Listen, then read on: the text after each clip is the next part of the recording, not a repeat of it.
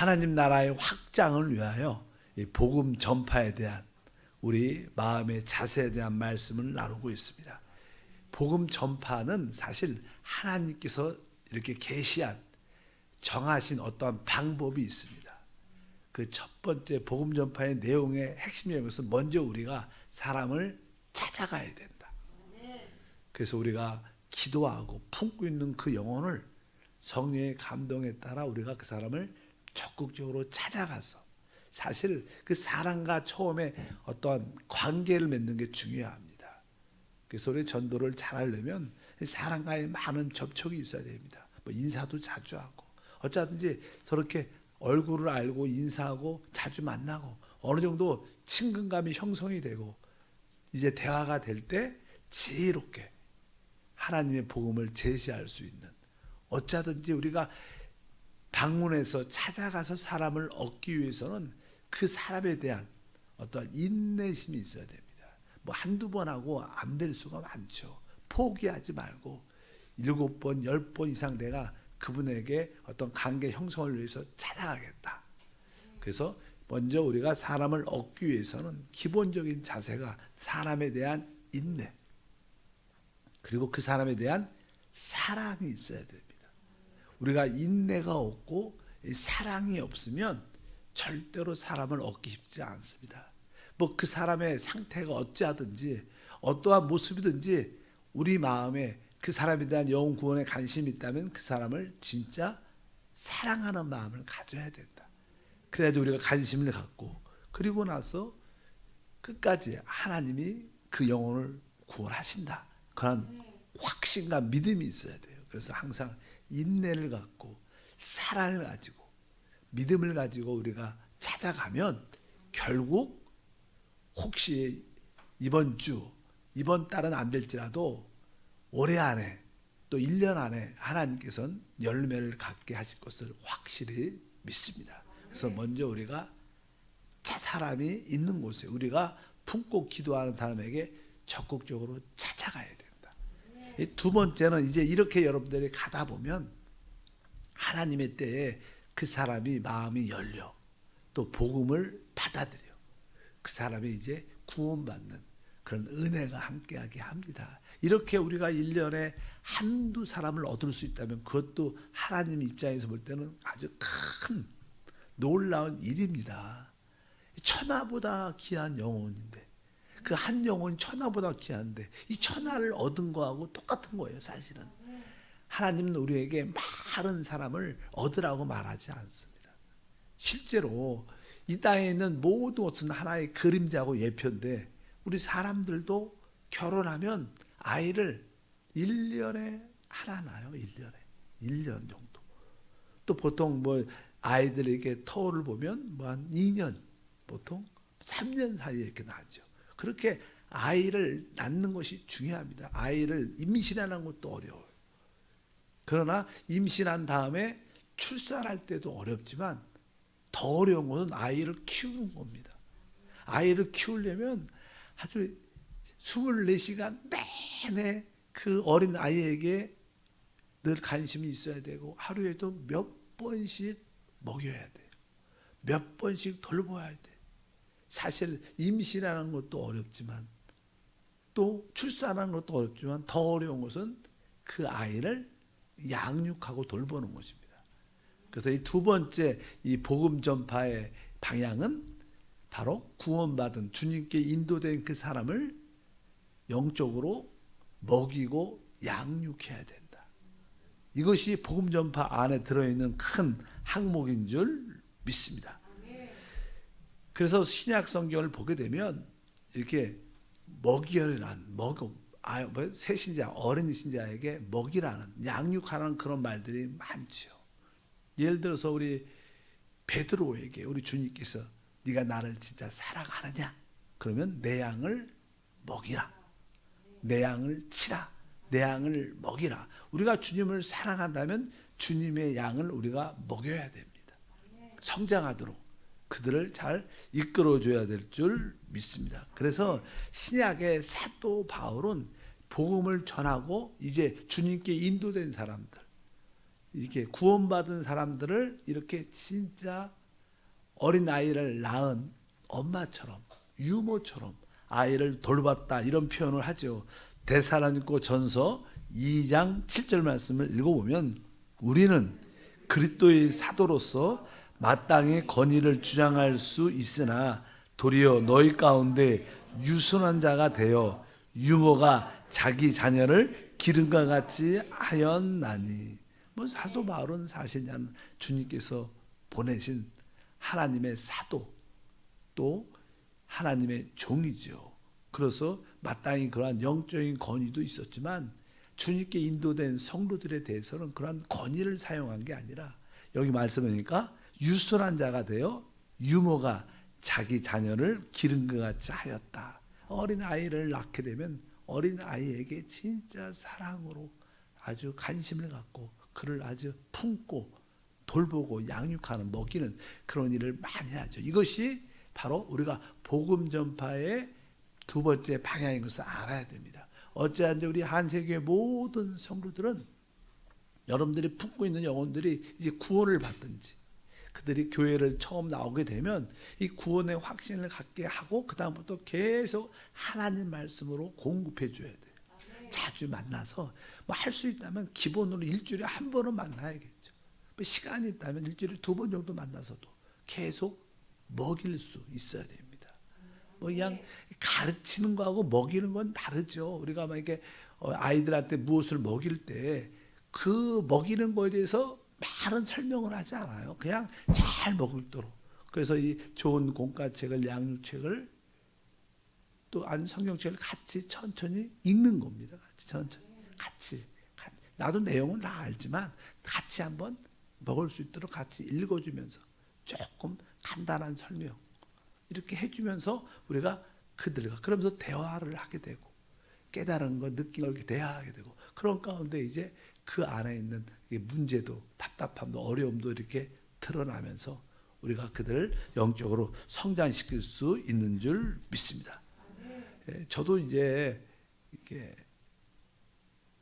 손주를 보게 되면 제가 이렇게 우리 자녀를 키울 때는 그런 기억이 안 나요. 생각이 하나도 안 나는데 이제 며느리 입장에서 이렇게 아이를 키우는 걸 멀리서 보면 야 진짜 수고가 많구나. 쉬운 일이 아니구나. 뭐라 저는 뭐 선교지에서 주로 아이를 키웠기 때문에 교회에 바빠서 별로 뭐 우리 집사람 사모가 어떻게 키우는지 생각이 하나도 안 나는데 막상 이렇게 보니까 그냥 24시간 붙어 있어야 되고 하루에도 몇 번씩 먹여야 되고 진짜 관심이 모든 것이 거기에 있어야 되는 거예요.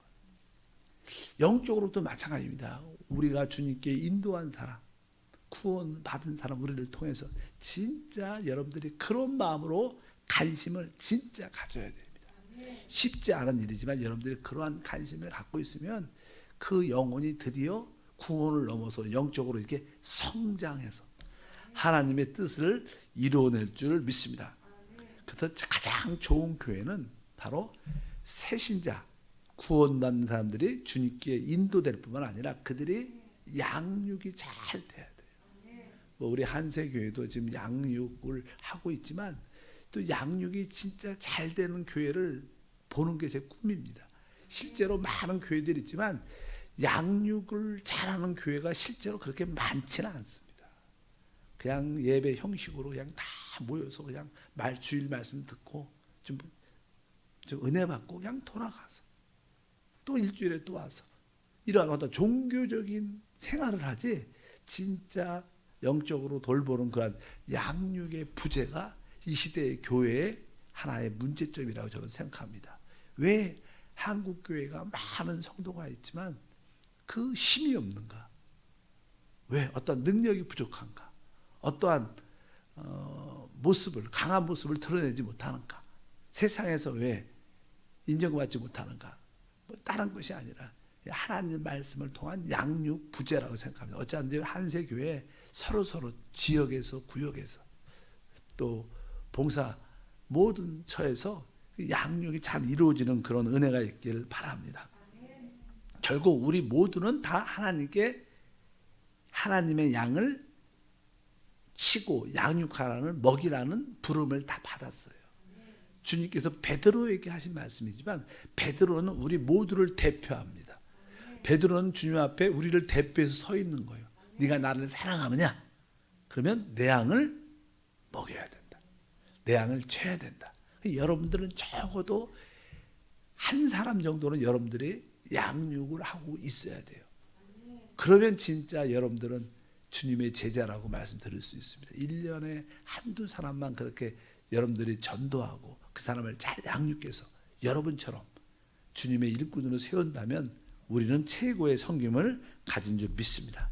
특별히 여러분들이 주님 앞에 쓸 때 우리는 다 결국 주님의 심판대 앞에 쓰게 되는데 그 앞에 너는 구원을 받았느냐 한번 주님이 확인할 것이고 그 다음에 구원 받았다면 또 이렇게 복음의 제사장으로서 사람을 얻었는 것을 확인하면 너는 그 사람을 잘 양육했는가 이러한 질문을 할 겁니다. 그럴 때 우리 입에서 다 그것을 고백할 겁니다.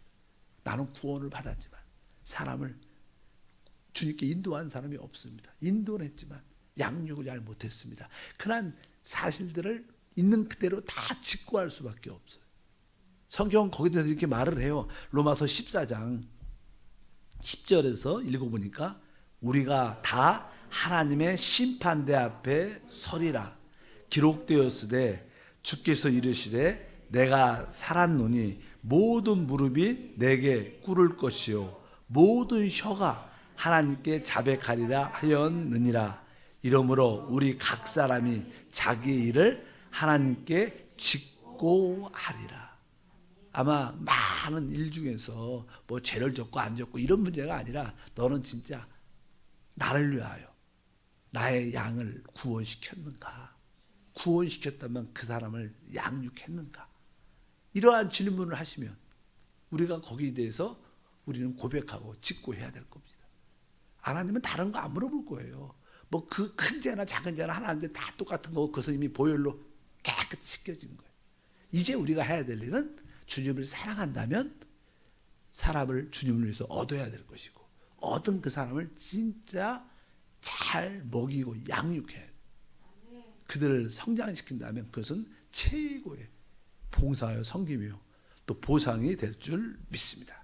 그래서 두 번째 복음 전파의 방향은 양육입니다. 양육, 먹이고 양육하는 거. 세 번째는 이제 여러분들이 이렇게 먹이고 양육을 하면 그들을 성도를 어떻게 영적으로 이렇게 온전하게 만들어야죠. 이 교회 안에 많은 직분자, 은사 있는 사람들 있죠. 뭐 사도도 있고, 뭐 복음 전하는 자, 뭐 선지자 이렇게 한번 보니까 에베소 4장에 기록되어 11절에 보니까 그가 어떤 사람은 사도로, 어떤 사람은 선지자로, 어떤 사람은 복음 전하는 자로, 어떤 사람은 목사와 교사로 삼으셨으니 이는 성도를 온전하게 하며 봉사일을 하게 하며 그리스도의 몸을 세우려 하심이라. 이제 주님께서 교회 안에 많은 영적인 은사인 사람들을 보내주셔서 뭐 사도로서 선지자로서 복음을 전하는 자로서 목사와 교사로서 이렇게 다양한 사람을 교회 안에 보내주시는데 왜 그런 사람이 교회 안에 있는가? 뒤에 보니까 11절에 12절에 이는 성도를 어떻게 해요? 온전하게 하며 봉사일을 하게 하며. 그러니까 이 우리가 성도를 먹이고 양육하는 주된 목적은 성도를 영적으로 성장시켜서 온전하게 만드는, 그들이 또 봉사 사역의 일을 하게 만드는 것이 중요한 일인 줄 믿습니다. 이 교회 안에 영적으로 온전케 된 사람들이 생각보다 그렇게 많지 않아요. 실제로 많은 성도들을, 많은 교회들을 보면 교회를 10년, 20년, 하물며 30년 동안 다녔는데도 전혀 변화가 안 나요. 그쵸? 아직도 자기 성질에, 자기 열심에, 자기 옛사람에, 자기 뜻대로 하나님을 섬기는 사람들이 얼마나 많습니까? 조금만 뭐 잘못돼도 시험 들고 또 성질 내고 분열시키고 너무나 그런 사람들이 교회 안에 많죠. 늘 그래서 교회 안에는 많은 문제가 있는 것처럼 보입니다. 실제로 문제 있는 사람들이 모여서 그런 문제가 있지만 그 이유 중에 하나는 그들이 제대로 양육도 못 받았고 말씀으로, 그뿐만 아니라 그들이 영적으로 온전하게 되지 않았어요. 영적으로 온전케 돼야 됩니다. 어쩌든지 성도를 영적으로 이렇게 성숙시켜야 돼요. 그래서 우리는 뭐 죄도 처리하고 우리 세상을 사랑하는 마음도 처리하고 또 우리의 양심도 이렇게 잘 처리하고 또 영도 잘 처리해서 어쩌든지 우리가 하나님의 사람으로 세워져야 되죠. 그래서 여기 말씀 이러한 모든 먹이고 양육하는 주된 목적은 성도를 온전하게 하는 겁니다.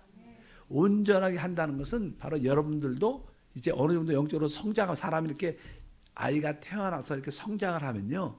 처음에는 뭐 눈도 있고 손도 있고 뭐 귀도 있고 다 있어요.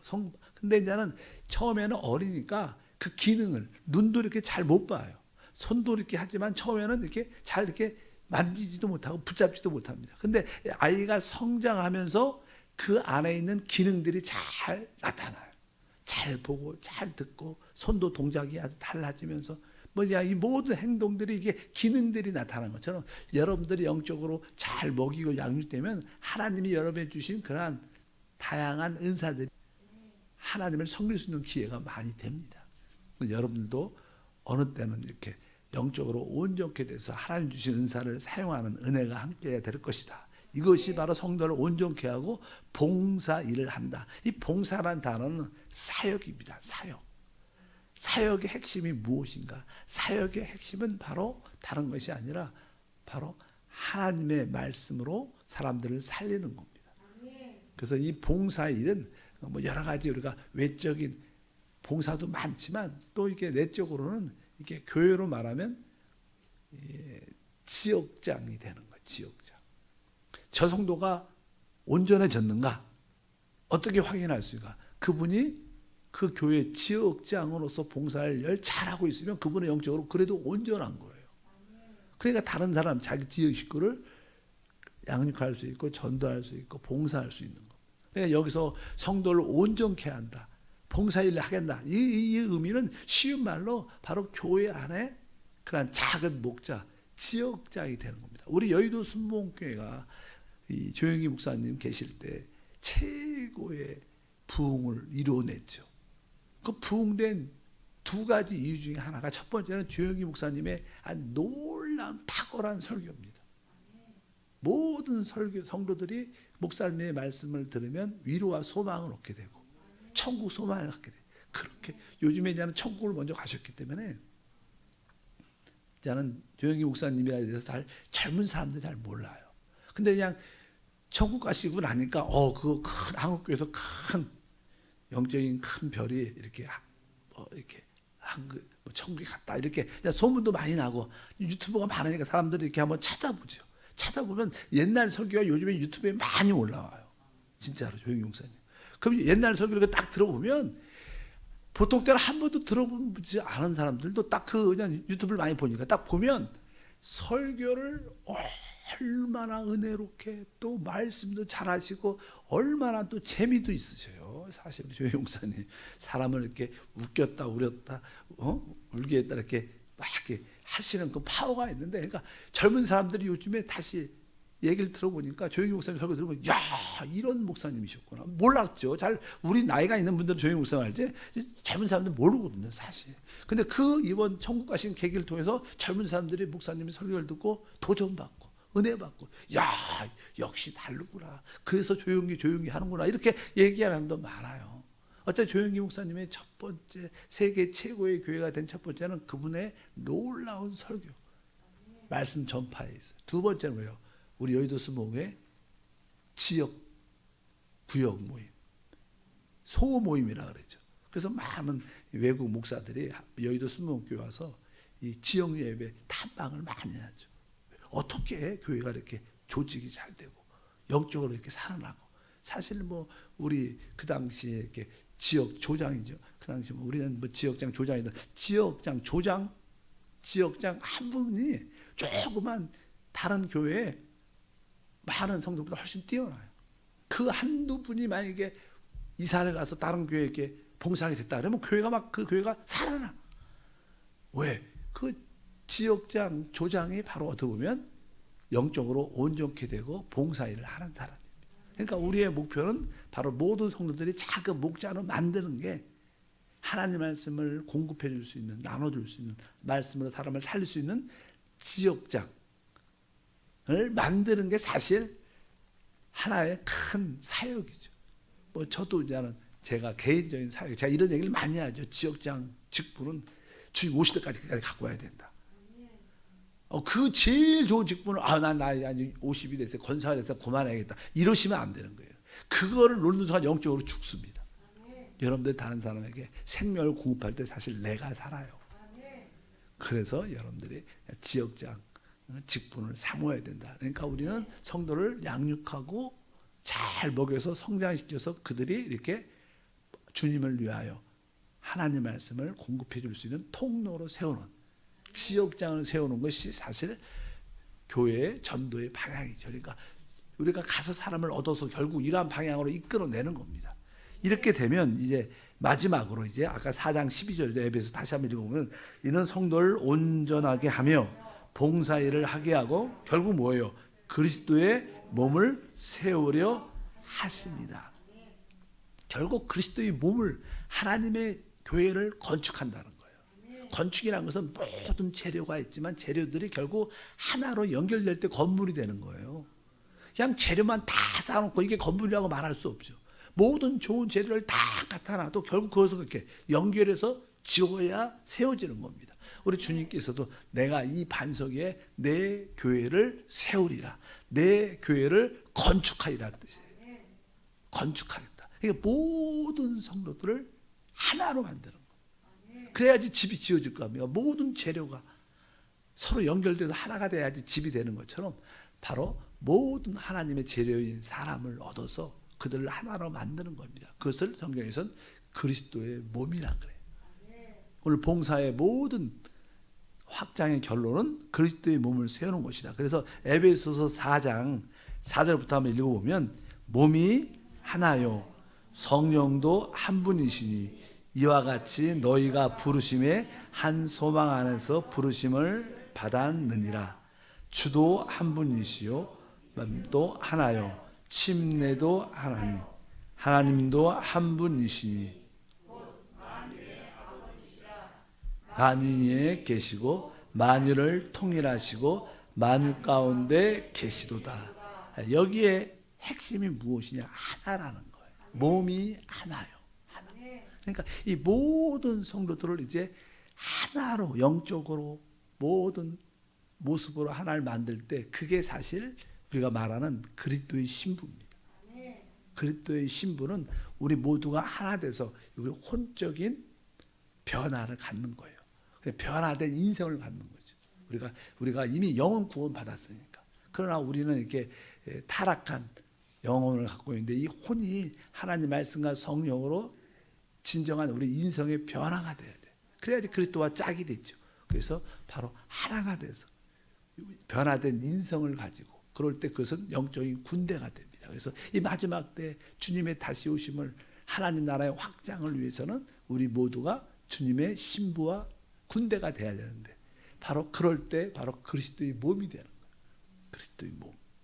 그래서 이 몸이라는 게 중요하죠. 우리가 마지막으로 하나만 더 읽어보면 로마서 12장 1절과 4절 5절 읽어보니까, 그러므로 형제들아 내가 하나님의 모든 자비하심으로 너희를 권하노니 너희 몸을 하나님이 기뻐하시는 거룩한 산 제물로 드리니라.